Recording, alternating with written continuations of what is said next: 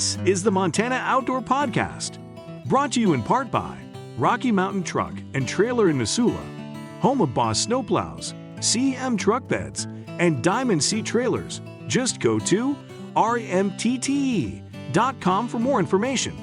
And by Superior Hardwoods of Montana, home of the largest selection of in-stock high-end wood products and flooring in the western United States. Let them guide you through the woods at superior-hardwoods.com. Now, get ready for more fascinating topics and the most interesting people you will ever find in Montana's great outdoors. We offer new podcasts most every Saturday. You can get a link to these podcasts by going to our website, montanooutdoor.com, or by going to our Facebook page, or just send an email to Downrigger at montanooutdoor.com and say send a link to my email. It's that simple. Now let's head out with your host, Downrigger Dale, and see what's going on in Montana's great outdoors. Thank you so much, Manny, for that wonderful introduction. I am Downrigger Dale here on the Montana Outdoor Podcast. With me, Adam Strainer, fisheries biologist for Montana Fish, Wildlife, and Parks, Region 4, which means he is the fisheries biologist for the place I want to talk about today, and that is Canyon Ferry Reservoir. Recently, the Canyon Ferry Walleye Festival was on, and I was talking with the captain a while back and some other folks, and we were just kind of saying, gee, I wonder what that tournament's going to produce. You know, we saw those huge weights coming out of Fort Peck, and we thought, well, you know, Canyon Ferry's probably going to be less. I was thinking maybe in the 40s. I remember Captain said somewhere in the 30-pound range for the two-day tournament. Came out that it was over 50 pounds for the winning weight. Adam Strainer with the FWP, did that surprise you? Well, first of all, thanks for having me. It's been a couple of years, and I appreciate the time we get to spend together from time to time. I think the last time we were out on Canyon Ferry with Mark right before a tournament. But anyway, getting to this year's tournament, to answer your question, no, it was not a surprise to us to see the weights. We've seen a pretty incredible age class of fish move into the larger length groups over the last couple years in response to a regulation change we made about 2 or 3 years ago. Mm-hmm. And so, no. Okay. Well, good. Tell us about the regulation change then. What did you guys change in regulations that you think helped, bring this walleye population up to those bigger weights?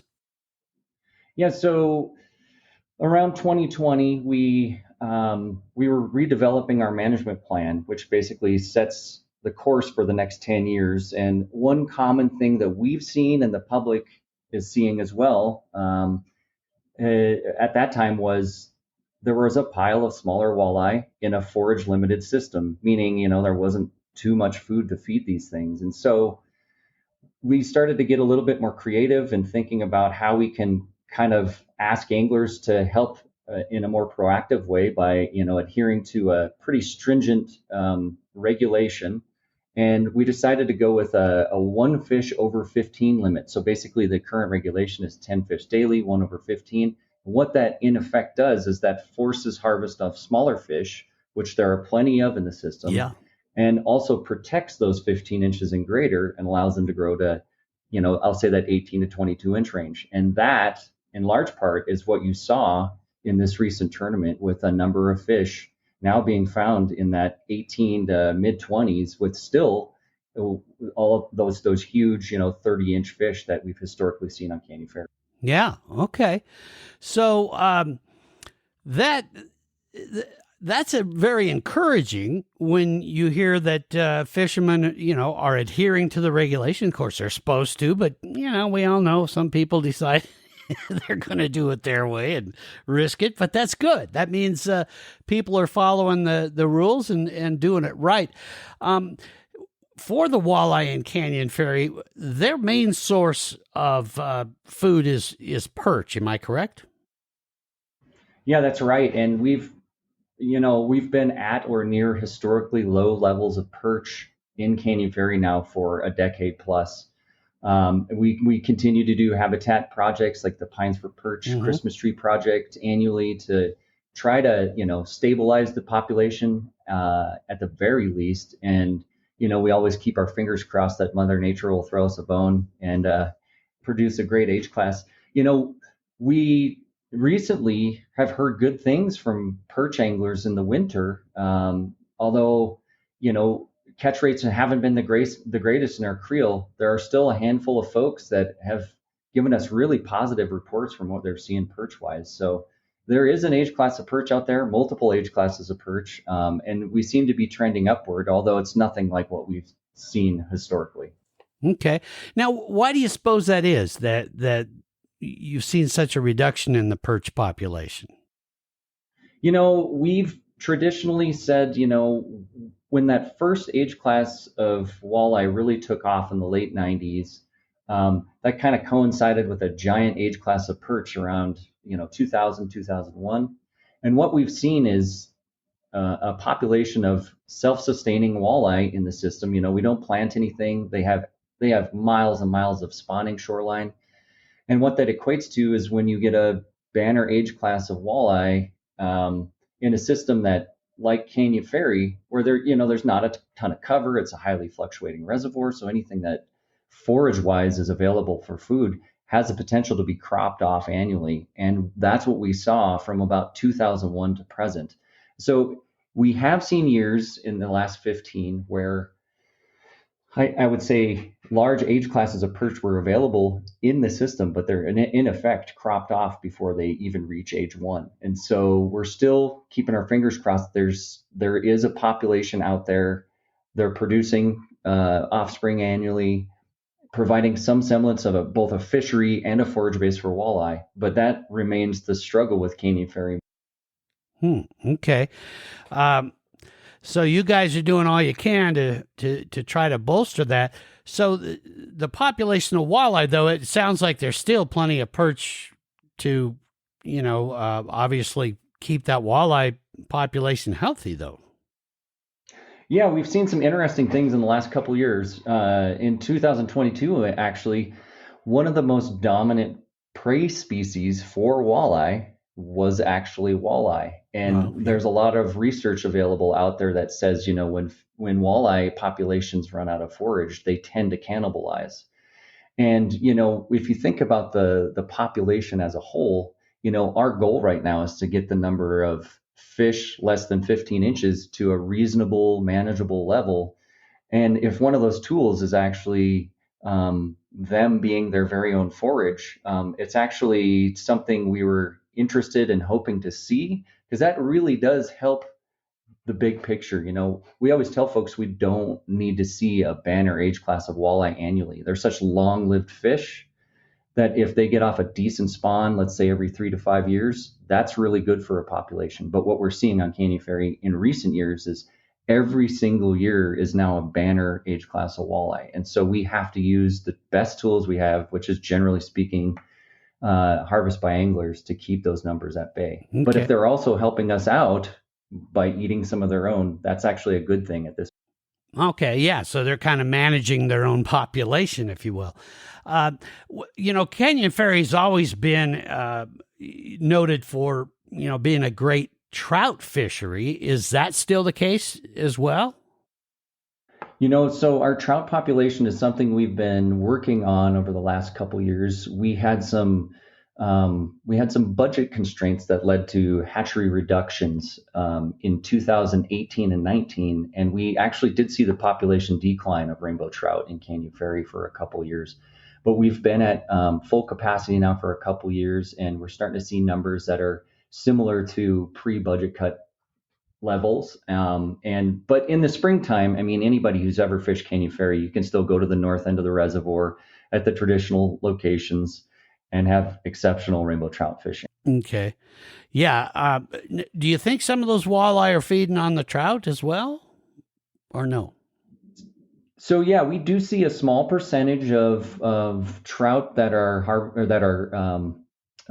eaten by walleye. Typically, that's usually around the time frames when we're planting fish. In Canyon Ferry, now for the last 10 plus years, we've been stocking larger trout, so 7 to 8 inchers. And so when those things first go in the water, we tend to see some predation by walleye. Although it's not significant in any way, shape, or form, it does occur. But at this point, with a forage depleted system, walleye in general become pretty opportunistic. We see, in large part, the smaller fish early in the season, let's say June and July, they're pretty much eating bugs and the occasional crayfish. And then once those perch, if there is an age class, become available, let's say late July, early August, if they're there, they're capitalizing on perch. These things want to eat perch. Well, I know it's like over in the Canyon Ferry, not Canyon Ferry, that's what we're talking about. Over on Fort Peck, of course, it's the Cisco that are, kind of one of the main food sources for walleye. Where do you see the difference there? Is it really about the same as far as the protein that walleye are getting out of that? Is there an advantage having Cisco as opposed to perch being the main food source? What do you see there? Well, Cisco as a forage fish has been discussed over the years as a potential option for Canyon Ferry, mostly coming from the public.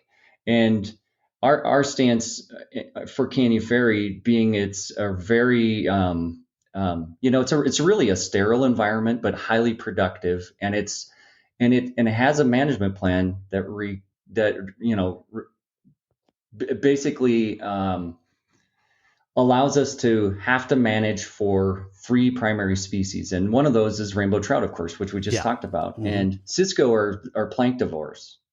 And so we currently focus on rainbow trout. And by adding another planktivore into the system is a great unknown for us.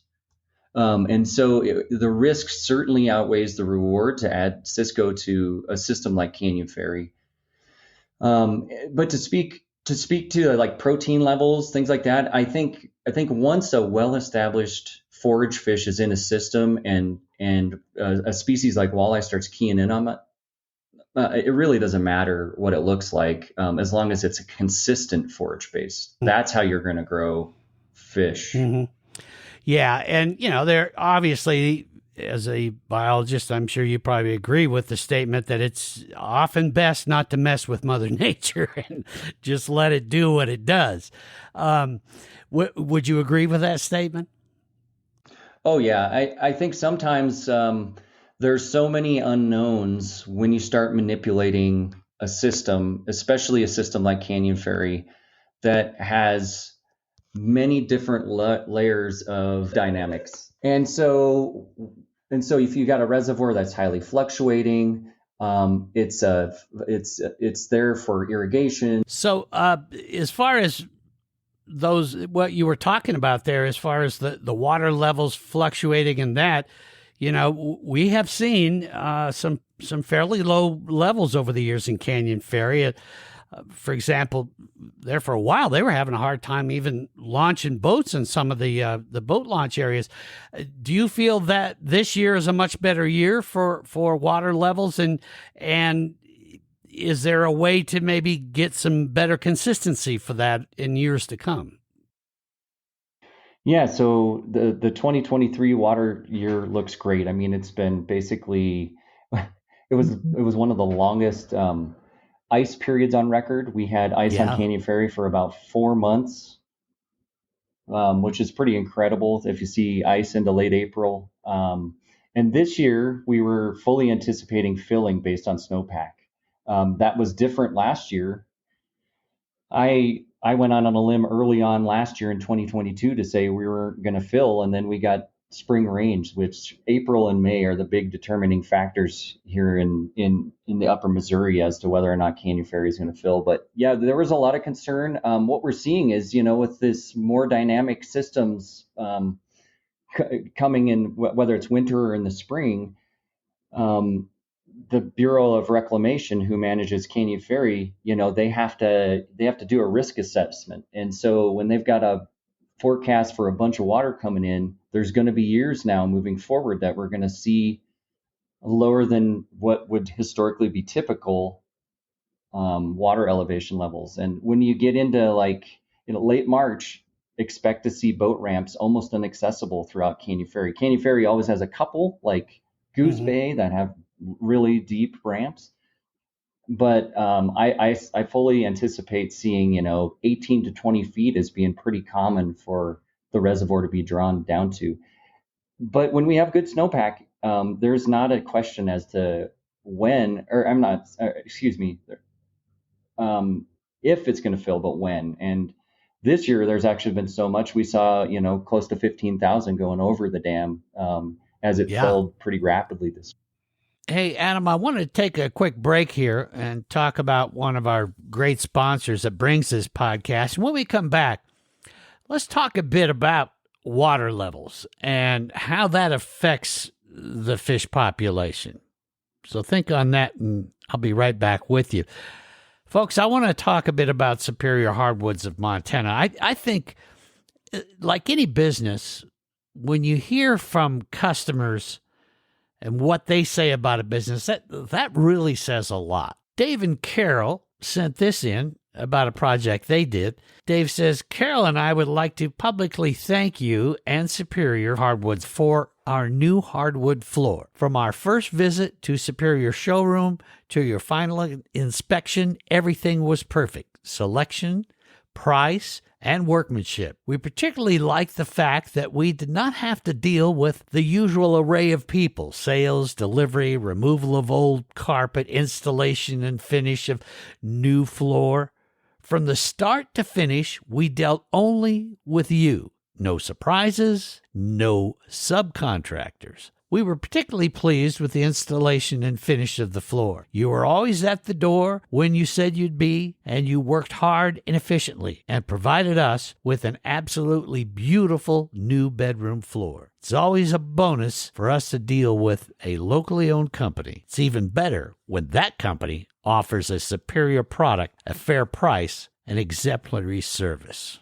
That says a lot, doesn't it? I'll tell you what, folks, when you get done listening to this podcast, I want you to go to superior-hardwoods.com, superior-hardwoods.com. Read through some more of their testimonials. Take a look at all the different woods you have. In fact, in a way, you kind of guide yourself through the woods and see everything there is. Then get a hold of the folks. Get a hold of John and the rest of the gang at Superior Hardwoods. You can call them at 406-235-7452.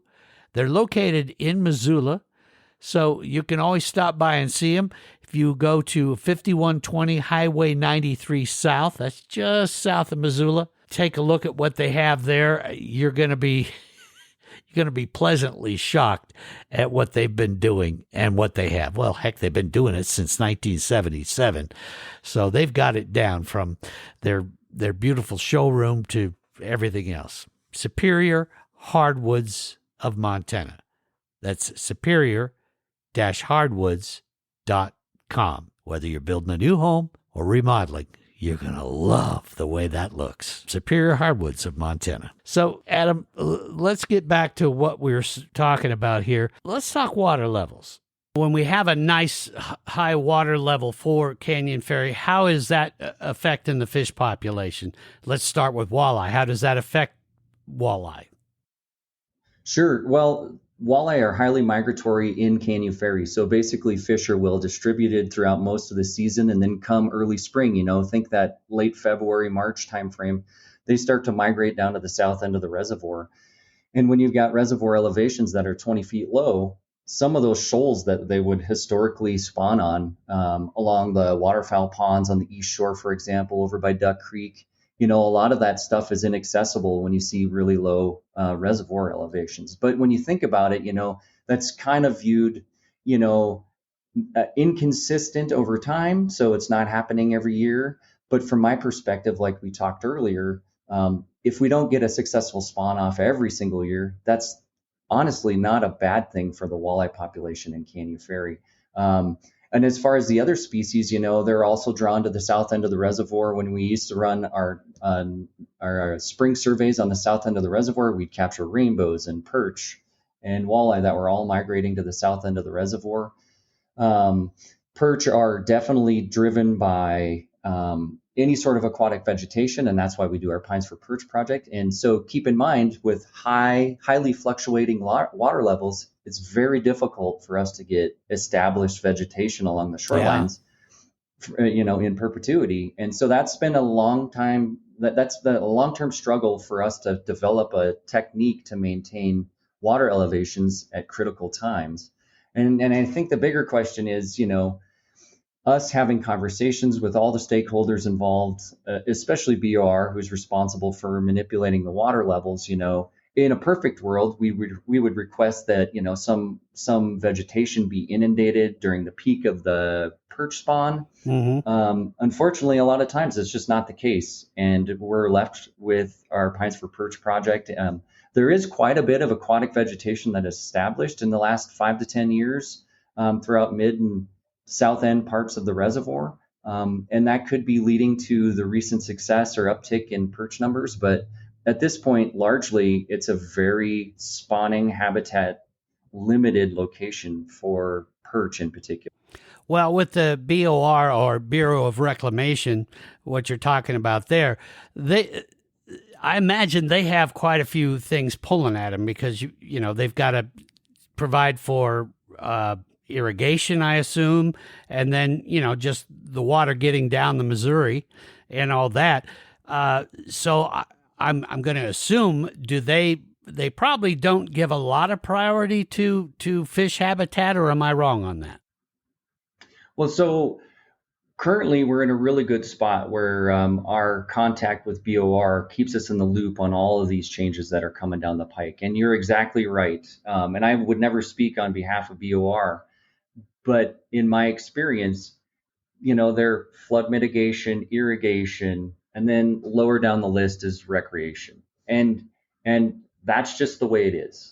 They've got power generation too. I don't dare leave that off. Yeah, that's a big one. They've got very important things that they are responsible for, and all of those things in their own right are very important. And I always think, man, what a difficult job that would be, to be responsible for when and how water comes down the Missouri, because what they do at Canyon Ferry affects the entire system. And it's a very difficult job. I can't hardly imagine. Mm-hmm. Well, and speaking of difficult jobs, you as a fish biologist and FWP in general, you've got a difficult job in that managing this fishery. It's not exactly like everybody in the state agrees with you. I'm sure you get lots of suggestions of people saying, hey, you ought to do it this way or that way. Talk a bit about that as far as developing a management plan for the different species, and how much do you rely on comment from fishermen that fish regularly on Canyon Ferry, and how much of it is just research and netting surveys and all that? Oh, yeah. No, that's a great question. So first and foremost, the best way that I feel we stay in connection with the angling public is we always have an open door policy. And I don't know how many folks we routinely have as guests out on netting surveys or our annual dog and pony shows where we go out and disseminate all of our annual netting information. But we talk to hundreds of people every year. And of course, when you start talking things like management plan changes, which our management plan covers a 10-year period. So that's a long time frame and could affect, how and when and where you angle over the next 10 years. And so during those time periods, we have, we front load a ton of public discussion. Here's what we have, here's what we're thinking of doing. We're going to be at all these locations over, this certain time period. We're looking for feedback. Mm-hmm. And so that's one of the primary ways that we stay in touch with folks. But frankly, a lot of it comes from day-to-day operations where a person sees something or they have an experience, and they're everything across the spectrum. They're good experiences to perceived bad experiences, and ideas to help us best manage this fishery. And what's interesting, I think, is I think all of it leads to a good end product. It's not, we would never come clean, or we would never come out and say, this is the silver bullet. Right. We are hanging our hat right now on the notion of adaptive management. And so we take a look at things on basically a 2-year cycle right now. And if a change needs to be made, we'll analyze and recommend to the commission a proposed change. And at that point, using the new commission process, the commission is in essence responsible for gathering public input on that and making a decision whether or not to move forward. We're lucky in our case because we have a management plan on our area waters, which kind of, because of the amount of angling pressure and angling interest, kind of elevates the priority to allow us to make changes as needed, almost on an annual basis if necessary. And so I like to think that throughout a season, us out gathering data, taking people out to experience what we're seeing, talking to anglers who are doing things like fishing in the tournament or just a mom and pop operation out fishing for the weekend, all of that input goes into our annual decision making process. And we couldn't honestly do it without public input. And that's actually been a challenge. That's probably a good topic of discussion.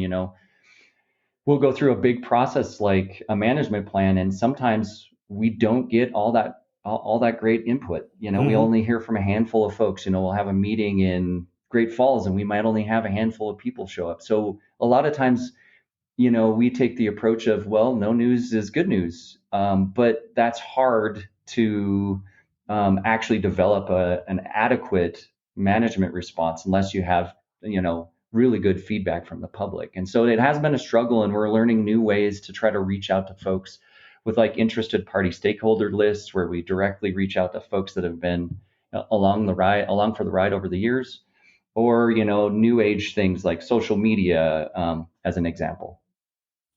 Yeah.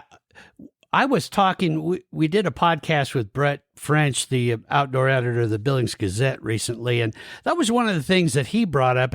And we've talked about this with other people a lot too, that people really need to understand that their input is incredibly valuable, and you really need to take the time to fill out those surveys, to respond when FWP reaches out and says, hey, we've got public comment here, go do that. I think people sometimes don't believe that the FWP really is listening, because I know firsthand, especially, talking with folks like you and others, that public input is just incredibly valuable to you guys. Yeah, I mean, that's a critical component to our entire process. I mean, one example, and I think you hit the nail on the head, is when we went through the first iteration of management plan updates, we did this survey where we basically asked 20 questions, and we had 1,200 responses, 1,200 people respond, and within each one of those responses is an answer to 20 questions. So I personally went through over 4,500 comments and compiled them into categories, and one of which is an other, because you never really know what comments are going to come in. But in large part, every single one of those comments was viewed. It was passed along to headquarters staff and the commission alike, and they read every single one of those. And that public comment at that time basically led the department to kind of hit the reset button on developing the plan, because in a lot of the public's opinion, they thought we were missing the mark on a few things. And we looked ourselves in the mirror and said, hey, we did maybe, not think about going this direction. So let's restart the process. And we went on yet another year of public comment in sort of a reshaped fashion to develop the best management plan we possibly could. And so that's a great example of just a sheer volume of comments, and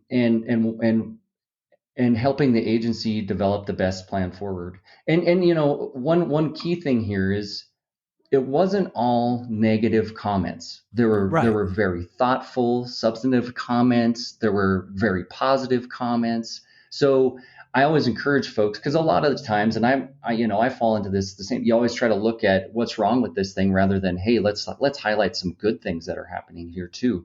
I always challenge the public to approach it with not rose-colored glasses in any way, shape, or form, but tell us what you like as well as what you don't like, because that's really helpful as well. Yeah, I truly believe that is vital. And those of you listening right now to this podcast, when you hear, hey, they want public comment, that sort of thing, whether it's on Canyon Ferry or anything else that the FWP is looking for, they really do mean it. It's important. The information you give them really does guide them. So utilize your voice. And I'm telling you, people like Adam, they're there listening. Now, Adam, we're going to take a quick break again, talk about another one of our fantastic sponsors. And when we come back, I want to get a quick thought from you as far as the change in leadership. Director Warsick recently retired, and the assistant director, Director Temple, is now taken over the helm and is the new director of the FWP. So is that going to change the way things are going in policy? Think about that, and we'll talk more when we come back. But I want to talk a bit about Rocky Mountain Truck and Trailer.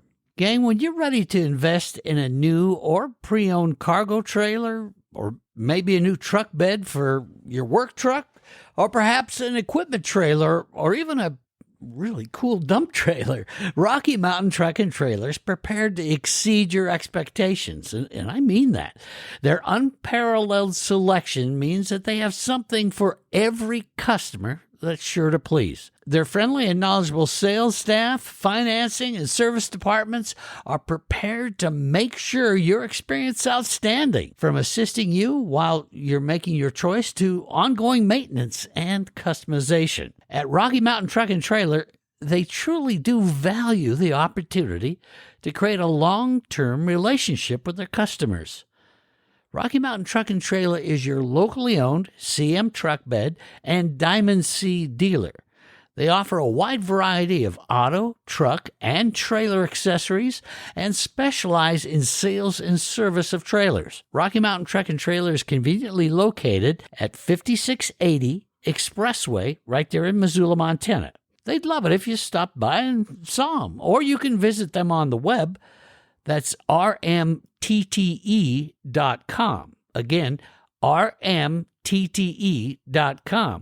Or you can simply just give them a call, 406-549-4243. That's 406-549-4243. And find out how their team can help you find the perfect CM truck bed or Diamond C trailer, or any of the other products and services they have that you might be looking for. Go see them. That's Rocky Mountain Truck and Trailer. Now, Adam, I was talking a bit about the change in leadership there at the FWP. You know, we had Hank Warsick as the director of the FWP. He was appointed by Governor Gianforte. He had to take a medical leave, and then recently announced that he was going to go ahead and retire. Dustin Temple, who was the, assistant director, then stepped up as the new FWP director. Do you anticipate any kind of major changes? I feel like Hank Warsick's policies and that seem to be pretty well received. How do you feel Dustin Temple is and his policies are going to be differ or be the same? So to be honest, from my level as a field biologist, nothing has really changed from a day-to-day perspective with Director Temple taking over the reins here recently. But to get a better perspective, we would probably need to pull somebody else in to answer those questions, and I'd be more than happy to, after the fact, line you up with that. Yeah, we're definitely going to want to try to have Director Temple come on board, and we'll get that lined out. And those of you listening to this podcast, we're going to fill you in on when that'll be happening, so everybody can jump in there. And we're also going to do, as we've done in the past when we've had Director Warsick on, let people know in advance so they can get us their questions, so we can be sure and ask those questions. But as far as it looks to me anyway, it looks like he's going to carry on a lot of the more of an open door policy, which I really feel is working, even from the hunting standpoint. I mean, we've seen quite a bit more lands get opened up for hunters and that. So, I guess just from my own opinion, FWP seems to be really moving in a great direction here. Let's talk about trends for Canyon Ferry now. Since we've been talking a lot about the walleye, how do you see the walleye trends? I mean, with these bigger weights going up, with the people following the new regulations and that, do you see Canyon Ferry's trend with walleyes continuing to go up, and we're going to see even larger fish coming out of that reservoir? I think the devil will be in the detail here over the next few years. We're going to continue to see more fish between 15 and 30 inches with the current regulations in place. There's no question about that. Where the rubber meets the road is last year we had some netting results that indicate we've got yet another age class coming online. And by the time we hit fall 2023 and we conduct our netting survey this year, I fully anticipate seeing yet another age class coming online. And so it's this constant trend of trying to maintain the smaller age classes at a level that's going to allow them to thrive and grow in a forage limited system. And so I anticipate seeing bigger fish moving forward, but I'm also anticipating seeing, a sheer volume of smaller fish, especially in the next couple of years. How about trout population? How's that looking for? Is that trending up, down, staying the same, do you think? So we actually, in 2022, we proposed increasing the number of fish we plant in Canyon Ferry from 300,000 annually to 400,000. And based on a recent call with our hatchery staff, it looks like we're going to meet our full hatchery request. So we're actually increasing the number of fish we're putting in Canyon Ferry. And that's really to try to get us back into our management plan goal range. Mm-hmm. We've been just slightly below the last couple of years, and we really feel that if we can increase the number of fish out there growing, it really has limitless food availability for trout in Canyon Ferry. And I think that if we can get more fish in the system, we're going to really see those numbers come up. And so we're pretty excited to see what that looks like in the next couple of years. How about bass population, the smallmouth and the largemouth? How is that looking? Bass are always the tricky one. We get a handful of folks catching them. There are actually, a number of anglers that can routinely target and catch smallmouth bass in the system. Most of it's on the north end later in the summer as water temps are pretty warm. But really, from a population standpoint, they're common, but they're overall relatively not that abundant.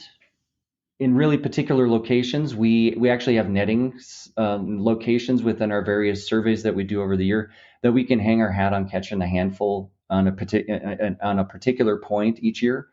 But other than that, I would say in the outlook for establishing a population for either smallmouth or largemouth is pretty low. We're still going to always just have them in the system, just kind of there and catch as catch can, as they say.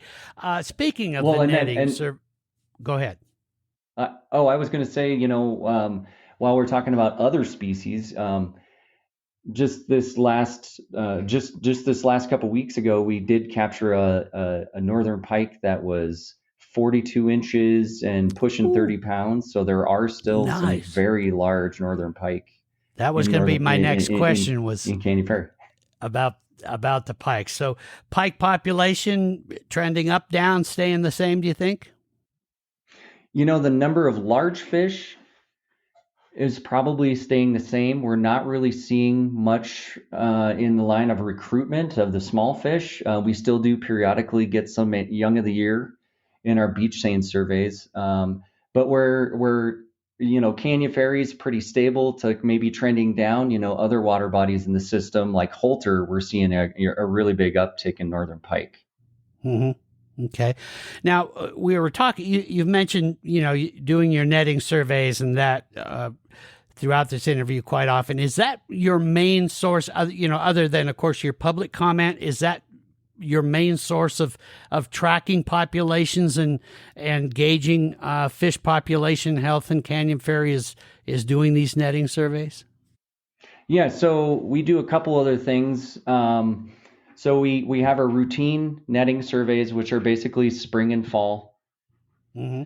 And then on top of that, we stay coordinated with the biologist and his responsibility area upstream of Canyon Ferry in the river with all the trends. They do a lot of electrofishing in that system. So we stay in touch with that. One big component that we've maintained since 1986, not only in Canyon Ferry but all the Helen area reservoirs, is a routine creel survey. So we have somebody on the ground at least every weekend talking to anglers, and so all the Helen area fishing reports that you see that I know that you guys post weekly, that comes directly from our surveys talking to the anglers doing the fishing. Yeah, on MontanaOutdoor.com, for those of you that may be new to us, that's a great resource to find a lot of that information. Now, lastly, Adam, I went out on a netting survey with you quite a while back. I found that just fascinating to actually see what you guys do and all that. Is that something, the general public can schedule and do with you guys, or is that possible? Oh yeah, that's one of our favorite things to do, is to, especially if you've fished the reservoir but you maybe don't understand how the management works. The best way to learn something about the reservoir is to get in touch with us. We'll take you for a boat ride. We'll get your hands on some fish. We'll see everything under the sun in a day. You get to see the reservoir from a completely different perspective. And we'll even put you to work. I mean, don't call me unless you want to go to work. And it's been a lot of fun. We've taken young kids that are interested. Their mother or father contacted us and said, "Hey, Johnny wants to be a biologist." We've taken those kinds of folks out. We've taken entire classrooms out and met them on a location where you have 30 high school students standing around you, just firing questions at you as fast as they can come up with them. And so it's kind of everything under the sun. And then general public, there's a lot of interest, especially in the walleye series, coming out, either going for a boat ride or just meeting us on shore. And we just, talk about the current status, get our hands on some fish, share some donuts. And, really that's the bottom line, is just trying to communicate with the angling public. And so they understand where we're coming from and we understand where they're coming from. Yeah, I can't stress enough that if you folks really want to see, how this is done, and just as you said, Adam, get a whole new perspective on the reservoir, I really recommend you do this. I just found it fascinating and learned so much about it and so much about Canyon Ferry Reservoir. What's the best way to get a hold of you to do that, Adam? Is it through your email or that? And I'll post all this in the podcast description so people will be able to click on it and do it. But what's the best way to get involved and contact you? Yeah, you can contact me at astrainer.mt.gov. Mm-hmm. Or you can call me at my work phone, which is area code 406-495-3263. And just give me a call. Let me know when you're available, and I'll shoot you some dates and tell you to show up with bells on. And the only requirement is, sometimes I joke around, but I'm serious. You got to bring cookies if you're going to come out for the day. Yeah, that's vital, and that keeps Adam and his crew happy, and you're going to see a whole different perspective, as I said. And folks, I will put the links down there so you'll be able to click on it and get right to Adam's email and get a hold of him. Adam Strainer, thank you so much for taking this time and really giving us a great perspective of what's going on with Canyon Ferry and where it's going to. And I know that you're going to join us down the road here and talk a bit about Holter as well. And so, folks, be sure and tune in for that podcast as well. But thanks so much, Adam, for spending so much time with us. Thanks for having me. I really appreciate it. And it's always good to catch up with you guys. And looking forward to the Holter discussion down the road. Well, there you have it, folks. Got a good update there on Canyon Ferry and where that's going.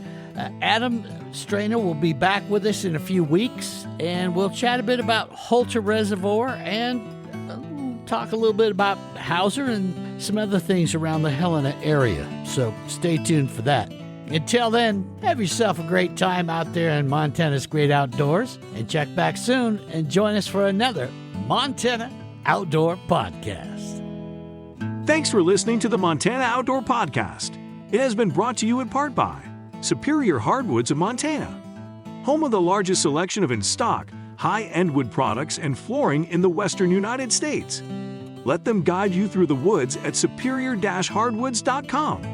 And by Rocky Mountain Truck and Trailer in Missoula, home of Boss Snowplows, CM Truck Beds, and Diamond Sea Trailers. Just go to rmtte.com for more information. So what did you think of today's podcast?